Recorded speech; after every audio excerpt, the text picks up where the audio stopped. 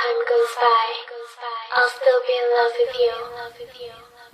Oh, oh, ooh, hey.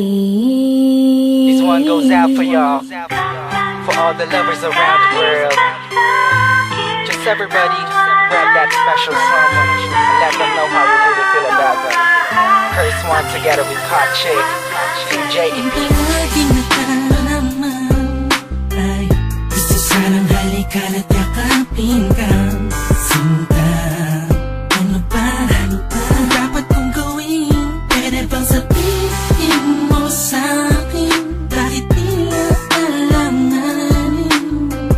Ang lagay ko sa iyong kamay parang mabigat na di mo mabigay. Paano ba tayo malapit pero bakit ba ang layo mo?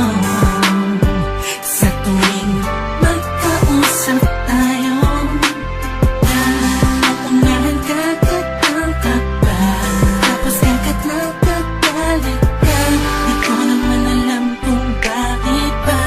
Nais lang naman ay magtiwala. Bakit ba kailangan mo pang gusyahan ang damdamin ko?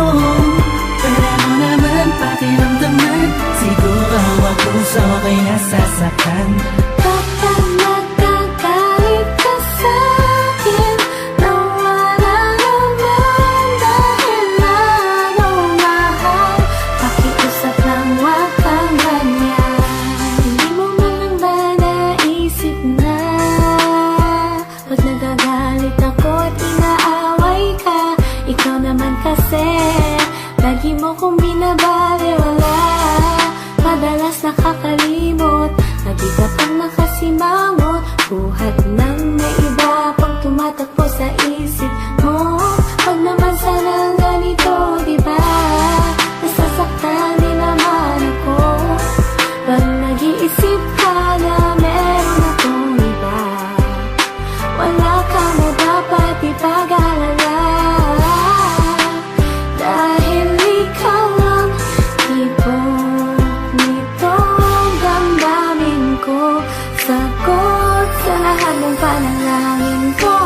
Bakit ba kailangan mo pang gusyahan ang damdamin ko? Pwede mo naman pakiramdaman. Siguro ako sa ako'y nasasaktan.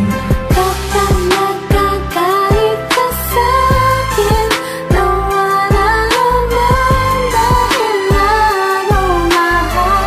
Pakiusap lang, wag kang ganyan. Wag mong magalit kung minsan ako'y di mo maintindihan, dahil nasasaktan ako.